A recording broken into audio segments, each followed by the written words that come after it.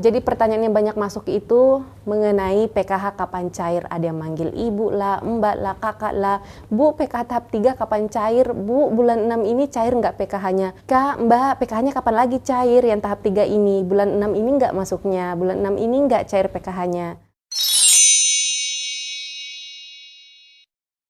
Assalamualaikum Bapak Ibu semuanya, apa kabar nih semuanya? Semoga semuanya dalam keadaan sehat walafiat. Amin. Dan di sini saya hadir lagi bertemu dengan Bapak Ibu semuanya untuk menjawab pertanyaan Bapak Ibu yang masuk di video saya sebelumnya. Di mana lagi kalau bukan di segmen tanya jawab seputar bansos. Jadi buat yang belum subscribe channel ini atau yang baru bergabung di channel ini, silahkan klik subscribe-nya dulu dan aktifkan lonceng notifikasinya. Karena di channel ini saya akan selalu berbagi mengenai seputar bansos dan kegiatan-kegiatan pendampingan yang ada di lapangan. Baiklah, terima kasih banyak yang sudah mendukung channel ini dengan klik subscribe. Jadi langsung saja saya akan menjawab pertanyaan yang sering sekali masuk ya di kolom komentar di video saya sebelumnya. Jadi pertanyaan yang banyak masuk itu mengenai PKH kapan cair. Ada yang manggil ibu lah, mbak lah, kakak lah. Bu, PKH tahap 3 kapan cair? Bu, bulan 6 ini cair nggak PKH-nya? Katanya kan PKH 3 bulan sekali, sekarang kok sudah 3 bulan tapi belum cair juga. Iya sih, benar juga sih, karena sebenarnya PKH di tahap 2 kemarin itu cairnya di bulan 3. Jadi kalau dihitung dari bulan 3 sampai sekarang ini bulan 6, benar juga udah 3 bulan tapi kok belum cair. Tapi di sini Bapak Ibu semuanya, Mas, Mbak, Bapak Ibu semuanya yang saya hormati, sekali lagi saya sampaikan ya, jadwal pencairan PKH itu ada 4 kali dalam setahun. Jadi cairnya per 3 bulan sekali, di mana yang tahap satunya itu cairnya di bulan Januari. Kemudian dihitung lagi tuh 3 bulan kemudian, itu yang tahap 1 ya, di bulan Januari. Bulan Januari, Februari, Maret, April. Berarti di tahap 2 cairnya di bulan April. Tapi kenapa kemarin cairnya di bulan 3? Nah, setahu saya di situ ada kebijakan dari Menteri Sosial dipercepat pencairan bantuan di tahap 2-nya karena masih dalam masa-masa penyesuaian pandemi ya. Kemudian karena bertepatan juga dengan masuknya bulan Ramadan sehingga Menteri Sosial itu memberikan kebijakan. Jadi pencairannya dimajukan sebulan, yang seharusnya bulan 4 tapi masuknya di bulan 3 kemarin. Dan untuk tahap 3 itu cairnya di bulan 7 karena kalau kita hitung mulai dari bulan 4 ya.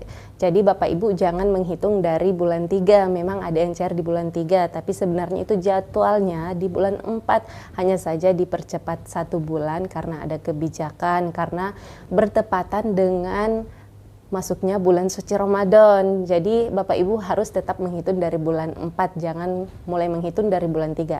Jadi dihitung dari mulai bulan 4, 5, 6, 7 berarti cairnya di bulan 7 lagi. Kemudian di tahap 4 itu kita mulai menghitung lagi nih, bulan 7, 8, 9, 10. Berarti di bulan 10 lagi cairnya untuk yang tahap 4 ini. Jadi itu tadi Bapak Ibu, untuk jadwal pencairan PKH itu 4 kali dalam setahun dan per 3 bulan sekali. Kalau untuk jadwal resminya itu di bulan Januari, April, Juli, Oktober untuk yang tahap 4-nya. Apabila memang jadwalnya dipercepat sama seperti di bulan 3 kemarin yang seharusnya cair di bulan 4 tapi malah dimajukan di bulan 3, itu karena adanya kebijakan dari Menteri Sosial. Tapi untuk yang tahap 3 ini sampai saat ini ya, per hari ini, per tanggal 22 Juni, kami sebagai pendamping sosial belum menerima surat resmi dari Kementerian Sosial yang menyatakan bahwa bantuan PKH untuk tahap 3 ini dimajukan lagi atau dipercepat menjadi bulan 6. Kami semuanya belum mendapatkan surat itu, jadi kemungkinan besar akan kembali ke jadwal normal seperti biasanya, yaitu di bulan 7.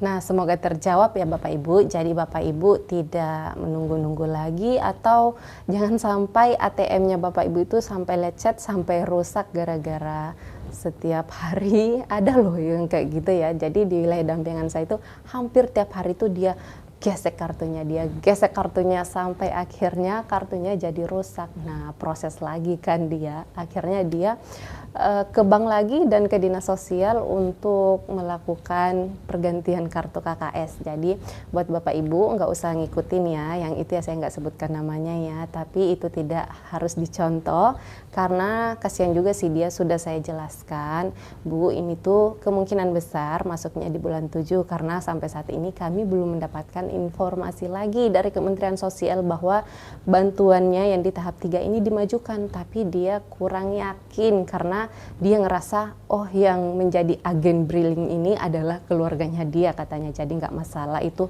kartunya digesek-gesek terus tuh, dicek-cek terus, dan ternyata hasilnya itu nol, saldonya masih nol karena memang belum waktunya bantuan PKH-nya masuk, dan yang dia dapatkan adalah kartunya jadi rusak karena keseringan digesek serak dan dikeluar masukkan dari dompet, ditarik dimasukkan.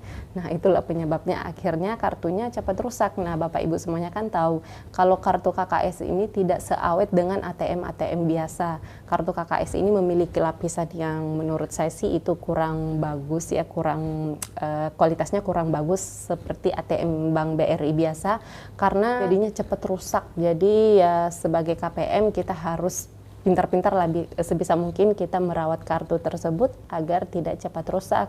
Ya walaupun sebenarnya kalau kartunya rusak ya gampang ya, tinggal kita proses pergantian kartu, tapi itu membutuhkan waktu lagi dan juga sebenarnya tenaga juga ya, apalagi kalau yang daerahnya jauh dari kota. Jadi ya repot lagi, harus ke kota lagi untuk mengganti KKS. Dan juga saran kepada Bapak Ibu semuanya, sebaiknya Bapak Ibu itu memiliki grup ya, jadi grup KPM atau grup PKH gitu, jadi pendampingnya juga ada di situ. Jadi setiap kali ada informasi mengenai penyaluran bansos atau perubahan skema bantuan, Bapak Ibu itu bisa tanyakan langsung di grup itu, grup PKH. Jadi bukan hanya ikut di grup-grup Facebook atau grup-grup PKH lainnya, tapi Bapak Ibu juga memiliki grup WhatsApp sesama KPM dan juga pendampingnya harus ada di situ. Jadi pendampingnya juga bisa dengan mudah menginformasikan kepada Bapak Ibu semua.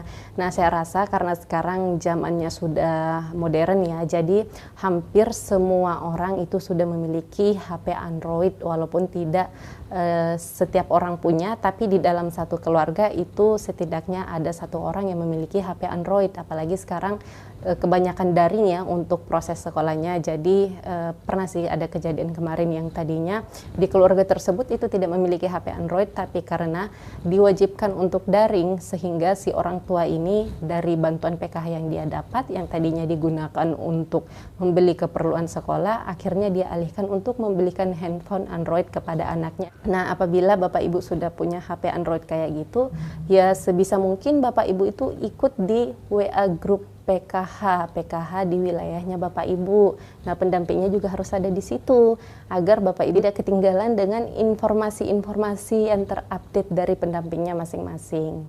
Ya nggak masalah walaupun itu bukan nomor handphonenya Ibu, tapi setidaknya itu adalah nomor handphone anaknya Ibu. Paling enggak anaknya Ibu bisa tahu kalau ada informasi yang di-share oleh si pendampingnya lalu kemudian disampaikan ke Bapak Ibu. Kenapa saya tekankan penting Bapak Ibu semuanya selalu terhubung dengan pendampingnya, karena setahu saya selama saya menjadi pendamping sosial PKH khususnya, yang namanya aturan-aturan yang ada di PKH itu entah itu jumlah bantuannya, skema bantuan yang diterima, komponen apa saja yang termasuk di dalam komponen yang akan dibayarkan, dan juga jadwal bantuannya itu berubah-berubah terus ya. Dalam setahun itu bisa berubah 2-3 kali. Jadi penting, perlu Bapak Ibu semuanya selalu terhubung dengan pendamping sosialnya. Dan Bapak Ibu juga nggak ada salahnya jika mengikuti channel saya ini terus, karena di channel ini juga saya akan selalu menyampaikan informasi terbaru mengenai PKH, Bansos BPNT, dan juga bansos-bansos lainnya. Jadi harapan saya kepada Bapak Ibu semuanya yang sudah nonton video ini, jika menurut Bapak Ibu video ini bermanfaat, saya minta tolong untuk di-share ya ke sosial medianya Bapak Ibu semuanya, agar teman-teman yang lain, KPM-KPM yang lain juga bisa tahu informasi ini. Apalagi kalau KPM-KPM misalnya yang jaringan internetnya kurang bagus, Bapak Ibu bisa share video ini ke dia agar dia juga bisa lihat. Kalau mungkin dia tidak bisa membuka Facebook, Bapak Ibu mungkin bisa share video ini via WhatsApp, atau Bapak Ibu bisa share video ini ke WhatsApp grup KPM yang ada di wilayahnya Bapak Ibu. Semoga pertanyaan yang masuk di kolom komentar di video saya sebelumnya terjawabkan mengenai kapan lagi cairnya PKH untuk tahap 3 ini, apakah di bulan 6 atau di bulan 7. Jadi jawaban saya, setahu saya sampai hari ini per tanggal 22 Juni kami belum menerima surat resminya. Jadi kemungkinan besar cair PKH di tahap 3 itu kembali normal seperti di jadwal seperti biasa, yaitu di bulan 7. Nah, pesan penting kepada Bapak Ibu semuanya, apabila cair PKH-nya pada saat sudah melakukan penarikan dana, jangan lupa foto pegang uangnya dan juga pegang ATM-nya kayak gini nih. Kalau perlu ya di depan agen brilinya foto langsung gitu ya, kemudian dikasih keterangan namanya dan juga besar bantuan yang diterima. Karena ini tuh sangat penting sekali, berguna sekali untuk pendamping, karena zaman sekarang itu ya semuanya sudah dilakukan sistem online. Jadi si pendamping sosial ini ketika membuat laporan, misalnya nih Ibu Aminah sudah menarik bantuannya di rekonsiliasi tersebut yang dikerjakan oleh si pendamping. Nah, di situ tuh ada ikon yang minta di-upload fotonya, dokumentasinya. Makanya si pendamping itu cerewet ya, kalau aku ya cerewet ya ke KPM. Bukan cerewet apa sih sebenarnya, saya itu selalu mengingatkan dan tidak berhenti selalu mengingatkan, Bu, Pak, setelah narik bantuan, uangnya jangan dimasukkan dompet dulu, langsung difoto, dipegang uangnya dan juga dipegang kartunya.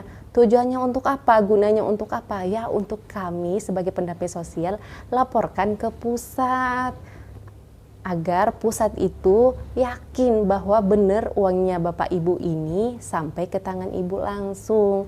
Nah, itu juga yang dapat mempengaruhi kelancaran bantuannya Bapak Ibu. Jadi kalau Bapak Ibu mau bantuan PKH-nya lancar, tidak nyangkut-nyangkut, tidak tersendat-sendat gitu, ya Bapak Ibu juga harus memenuhi semua aturan-aturan yang ada. Dan salah satu aturan yang harus Bapak Ibu semuanya jalankan sebagai KPM, keluarga penerima manfaat program Keluarga Harapan, adalah dengan mendokumentasikan uang bantuan yang sudah Bapak Ibu terima, dengan cara setelah tarik bantuannya jangan langsung dimasukkan ke dompet, tapi foto dulu, pegang uangnya dan pegang kartunya dan senyum, agar Menteri Sosial bisa lihat ekspresi Ibu itu saat menerima bantuan seperti apa. Pendamping juga senang ngelihatnya Bapak Ibu, kalau Bapak Ibu sambil senyum, karena fotonya Bapak Ibu itu kami otak-atik, kita lihat, oh ini ibunya ekspresinya bahagia banget, kami sebagai pendamping juga ikut bahagia. Baiklah Bapak Ibu, kayaknya saya kepanjangan ngocehnya ya, tapi semoga pertanyaan Bapak Ibu terjawabkan mengenai kapan bantuan PKH-nya cair di tahap 3 ini. Semoga terjawab ya di video ini. Oke, terima kasih banyak yang sudah nonton video ini sampai selesai. Durasinya panjang loh padahal ya. Terima kasih banyak, dan yang sudah mendukung channel ini dengan klik subscribe-nya, terima kasih banyak. Sekali lagi, bagi yang belum klik subscribe, wajib banget sebenarnya klik subscribe channel ini, karena di sini itu saya akan selalu berbagi informasi mengenai bantuan PKH, BPNT, dan bantuan-bantuan sosial lainnya, dan yang terupdate tentunya. Oke, langsung di subscribe sekarang ya, dan sampai ketemu lagi dengan saya di video selanjutnya. Video selanjutnya akan saya jawab pertanyaan juga yang masuk di kolom komentar ini. Jadi buat Bapak Ibu yang mau bertanya juga bisa langsung tulis komentarnya di bawah video ini. Next video akan saya jawab, akan saya bahas, karena sebenarnya setiap komentar yang masuk itu semuanya saya baca ya. Hanya saja saya tidak bisa untuk balas satu persatu, mohon maaf ya. Tapi setiap kali ada pertanyaan yang masuk yang menurut saya itu perlu saya jawab, maka akan saya buatkan video khusus untuk menjawab pertanyaan tersebut. Baiklah, sampai ketemu lagi dengan saya di video selanjutnya. Assalamualaikum.